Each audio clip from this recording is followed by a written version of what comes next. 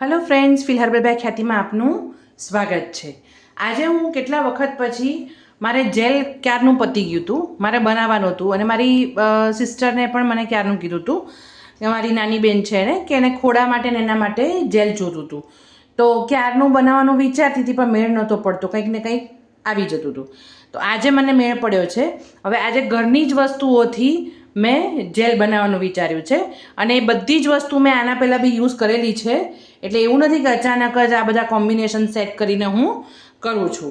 હવે મેં અત્યારના ટાઈમમાં મેં તમને કીધું છે કે આ ચોમાસામાં ને ગરમી થતી હોય છે, એટલે તમારે ખોડો થઈ જતો હોય, પ્લસ વાળ ખરતા બહુ હોય છે ઘણા બધાને।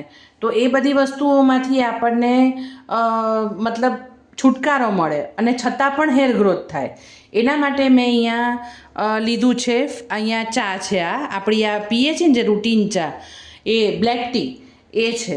હવે એની અંદર એક ટેનિન નામનો પદાર્થ રહેલો છે કે જે તમારા વાળમાં જે થતો સ્કાલ્પમાં ડેન્ડ્રફ થતો હોય ને એને રોકે છે અને anti fungal anti bacterial property ધરાવે છે અને એની અંદર એવા ગુણ પણ રહેલા છે કે જે વાળનો ગ્રોથ પણ કરશે અને ખરતા વાળ પણ અટકાવશે, એન્ટીઓક્સિડન્ટથી ભરપૂર છે।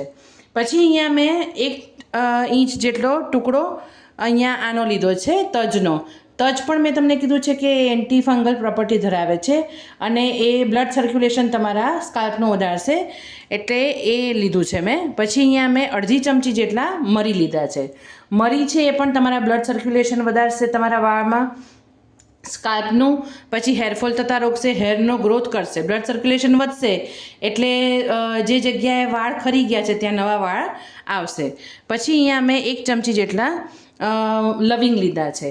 એ લવિંગ પણ એ જ સેમ વસ્તુ કામ કરે છે। આ બધી જ વસ્તુ તમને ઘરમાં મળી રહે છે, જેનાથી તમારા વાળમાં કોઈ પણ પ્રોબ્લેમ હોય ને આટલી વસ્તુથી એ બધી જ દૂર થશે। ખોડો છે, ઇન્ફેક્શન છે, ફોડલીઓ છે, બધું જ દૂર થશે। ખરતા વાળ છે, પ્લસ તમારા વાળમાંથી સ્મેલ આવતી હશે તો એ પણ દૂર કરશે કે લવિંગ છે અને તજ ને એ બધું છે એટલે। પછી અહીંયા મેં લીધું છે 1 ઇંચ આદુનો ટુકડો ખમણી લીધું છે। આના પહેલાં મેં તમારી સાથે શેર કર્યું હતું, ગ્રીન જ્યારે બનાવીને કર્યું હતું ને પેલું ચા છે, લીલી ચા છે, ફુદીનો છે, પછી કોથમીર છે, પેલા લીમડો છે, એ બધાનું મેં તમારી સાથે શીરમ ને વોટર ને બધું રેડી કરીને શેર કર્યું હતું, મતલબ ટોનર ને બધું, શેમ્પૂ તરીકે પણ એનો મેં યુઝ કર્યો હતો। એની અંદર પણ મેં તમને નાખ્યું ત્યારે કીધું હતું કે આ હું એનો ફોટો પણ તમને ઉપર આપી દઈશ કે કયો વિડીયોની વાત કરું છું। અને અહીંયા એમાં મેં આ આદું નાખ્યું ત્યારે કીધું હતું કે તમે કંઈ જ ના હોય ને તો આદુ, તજ અને લવિંગ આટલી અને મરી આટલી વસ્તુઓથી પણ તમે જો તમારું સીરમ, તમારું હેર ઓઇલ, તમારા રિન્સ વોટર, તમારું શેમ્પૂ બધું આનાથી પણ બનાવશો ને તો પણ તમારા વાળનો ગ્રોથ ખૂબ જ સરસ થશે। આ પણ તમારા બ્લડ સર્ક્યુલેશન, જેમ કાંદાનું ઓનિયન ઓઇલ મળે છે ને એમ તમે ખાલી જેને એની વાસ નથી ગમતી ને એ આનું તેલ બનાવીને પણ માથામાં નાખી શકે છે તો પણ તમારા વાળનો ગ્રોથ ખૂબ જ સરસ થશે। પછી અહીંયા મેં 4 થી 5 જેવી ડંડી મોટી લીલી ચા મળે છે ને એ લીધી છે। મને એની સુગંધ બી બહુ ગમે છે ને આમાં પણ એવા તત્વ રહેલા છે કે જે તમારા હેર ગ્રોથમાં મદદ કરે છે। હવે અહીંયા આપણે આ ત્રણેય વસ્તુને આપણે થોડી કૂટીને ખાંડી લેવાની છે। અહીંયા મેં 3 ગ્લાસ પાણી લીધું છે, તમે જોઈ શકો છો, બધું રેડી જ રાખ્યું છે એટલે તમારો ટાઈમ વેસ્ટ ન થાય। પીવાનું પાણી છે આ, એટલે તમારે ખારું પાણી નથી લેવાનું, પીવાનું પાણી છે આ 3 ગ્લાસ લીધું છે, કેમ કે મારા ઘર માટે અને એના માટે 2 બોટલ થશે। એની અંદર મેં 6 ચમચી જેવી, જમીએ ને જે આપણે ચમચી ટેબલ સ્પૂન, એ ચમચી ફ્લેક્સીડ એટલે કે અળસી, મીઠા વગરની, શેક્યા વગરની સાદી અળસી લીધી છે, એનું જ જેલ બને, બરાબર છે। પહેલાં હવે હું આને કૂટી લઉં છું ત્રણેય વસ્તુને, પછી ધીમે ધીમે હું ત્યાં સુધીમાં પાણી ગરમ કરવા પણ મૂકી દઉં છું। અહીંયા આપણું આ પાણી ગરમ થાય છે અને અહીંયા મેં તમને કીધું હતું એમ આ કૂટી પણ લીધું છે। બહુ આપણે ઝીણું નથી કરવાનું, નોર્મલ આપણે એને કૂટી લેવાનું છે ત્રણેય વસ્તુને। એ સાઈડમાં રાખું છું અહીંયા હું, અને પછી આપણે અહીંયા પાણી ગરમ કરવા મૂકી દીધું છે। પાણી ગરમ થાય એના પહેલાં જ આપણે ચા છે એ નાખી દઈએ છીએ અંદર, એટલે ચા હું અંદર નાખી દઉં છું।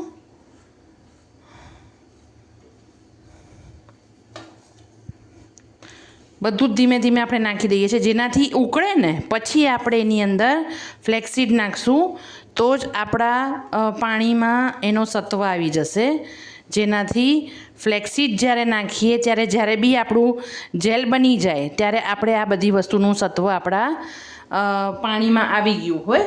અને હવે આપણે એની અંદર તજ લવિંગને મરી પણ નાખી દેશું. આ બધી વસ્તુ હવે ઉકળશે, 2 થી 3 ઉભરા આવી જાય પછી આપણે અળસી નાખવાની છે અંદર, ત્યાં સુધી નાખવાની નથી.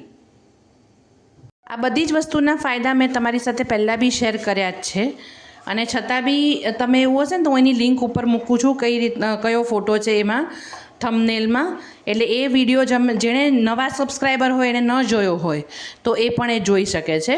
અને આને હવે આપણે આમ ખાલી દૂધ નાખી દો ને તો ચા જ બની જાય એવું છે આમાં, કેમ કે આપણે એ જ બધું નાખ્યું છે, તજ લવિંગ ને મરીને. નો ડાઉટ બધું તીખું થઈ જાય પણ તો છે બધી ચાની જ વસ્તુઓ. આમાં લીલી ચા નાખી છે, બ્લેક ટી નાખી છે, ખાલી દૂધ નાખવાની જ જરૂર છે એવું છે.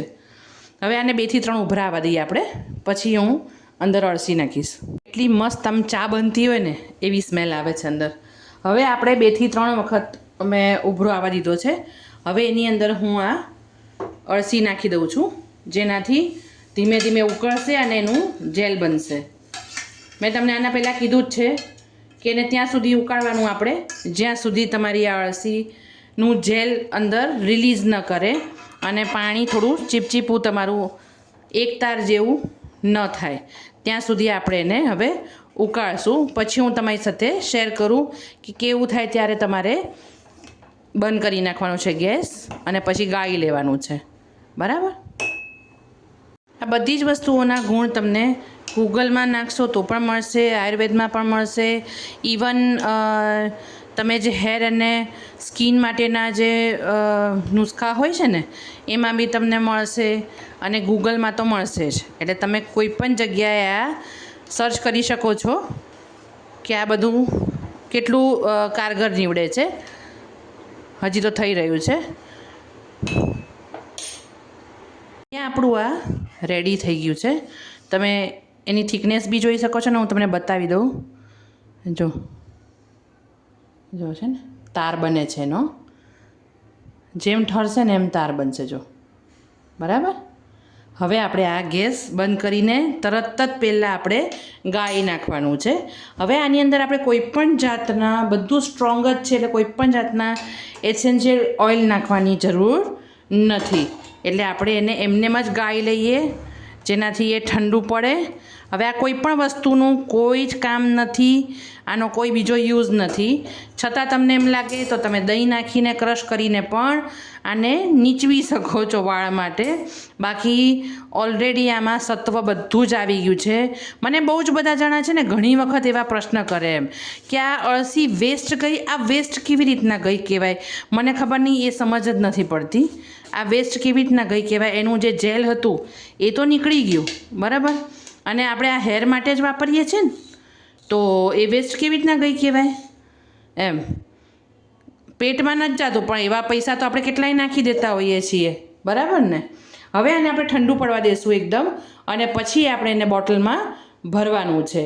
આ વસ્તુને તમે બોટલમાં ભરીને ફ્રીઝમાં આરામથી 1 મહિનો જેટલું સ્ટોર કરી શકો છો, કેમ કે આપણે એની અંદર મરી નાખ્યા છે, લવિંગ નાખ્યું છે, આદું નાખ્યું છે અને તજ નાખ્યું છે. આ કોઈ પણ વસ્તુ બગડશે નહીં એનાથી, અને આ ફ્રેશ જ રહેશે. પ્લસ સ્કાલ્પ માટે પણ સારું રહેશે. હવે એના માટે હું શું, નોર્મલ આ બધી વસ્તુ ગરમ જ છે, ચલો સમજો, વાળ માટે ગરમ વસ્તુની જ જરૂર પડે, પણ આપણે એની અંદર એન્ટીફંગલ, એન્ટીબેક્ટેરિયલ જે પ્રમાણે આપણે તજ પણ નાખ્યા છે, લવિંગ પણ નાખ્યું છે, એટલે બને ત્યાં સુધી વાંધો નહીં આવે કોઈ જ જાતનો આપણને. અને ચા ને બધું નાખ્યું છે, લીલી ચા પણ છે, એટલે પણ આપણા સ્કાલ્પમાં બિલકુલ ગરમી નહીં લાગે. છતાં તમને એવું લાગે તો તમે યુકેલિપ્ટસ છે અથવા તો તમે એની અંદર પેપરમિન્ટ એસેન્શિયલ ઓઇલ નાખી શકો છો. તમારે ઈચ્છા હોય તો, જરૂર નથી, છતાં તમારે નાખવું હોય તો નાખી શકો છો. હવે આપણે ઠારીને પછી બોટલમાં ભરીને બતાવું તમને. અહીંયા આપણું આ જેલ ઠંડુ થઈ ગયું છે, તમે જોઈ શકો છો એની કન્સિસ્ટન્સી કેટલી સરસ છે. હવે આને તમે રાતના તમારા તેલવાળા વાળમાં લગાડી શકો છો, તેલ વગરના કોરા વાળ હોય તોય લગાડી શકો છો. તો આની અંદર તેલ વગરના વાળ હોય ને એમાં લગાડવું હોય તો તમે આની અંદર થોડું તેલ, કેસ્ટર ઓઇલ કંઈ પણ એમાં નાખી શકો છો અને પછી તમે એને વાળમાં લગાડી રાતના સૂઈ જવાનું, સુકાઈ જાય એટલે બીજે દિવસે તમારે પછી હેર વોશ કરી નાખવાનો છે.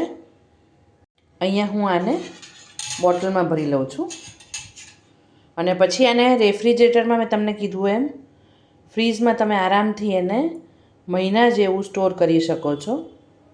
અહીંયા તમે જોઈ શકો છો એક કાચની આખી મોટી બોટલ ભરાઈ ગઈ છે ને આ એક એવી વસ્તુ રાખી મેં કે જેનાથી મને મારા વાળમાં લગાડવાનું ફાવે. તમે જોઈ શકો છો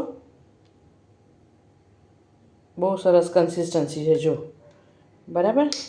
હવે આને તમે વાળમાં, મૂળમાં, સ્કાલ્પમાં તમે આરામથી લગાડી શકશો અને એકદમ ઠંડુ બી લાગશે. અને મેં તમને કીધું એમ કે આને તમારે ફ્રીઝમાં મૂકી રાખવાનું છે તો 1 મહિના સુધી તમારું આ જેલ રહેશે. મેં તમને કીધું એમ રાતે લગાડવાનું છે અને પછી સૂઈ જવાનું છે અને બીજે દિવસે સવારે તમારે શેમ્પૂ કરી નાખવાનું છે. ટાઈમ નથી તો કલાક પહેલાં પેકની જેમ લગાડો માથામાં, અડધો કલાક પહેલાં અને પછી હેર વોશ કરો તો પણ સારી ઇફેક્ટ આવશે. અને મેઇન આ તો શેના માટે કે ભાઈ આપણે તમે આખી રાત જો લગાડશો એને તો તમારા વાળમાં ડેન્ડ્રફ કે એવું નહીં થાય. તો ફ્રેન્ડ્સ, આવી જ નવી નવી રેમેડી રેસિપીઝ જોવા માટે મારી ચેનલને લાઇક કરો, શેર કરો અને સબસ્ક્રાઈબ કરો. અને તમે જુઓ છો કે આ બધી જ વસ્તુ મેં જે વાપરી છે એ ઘરની જ વાપરી છે, બીજી કોઈ વસ્તુ એવી કોઈ મેં લીધી નથી. જેની પાસે લીલી ચા ને એવું ન હોય એ તમે એને સ્કીપ કરી શકો છો, બાકી બધું એ જ યુઝ કર્યું છે, બરાબર છે. તો થેન્ક્સ ફોર વોચિંગ.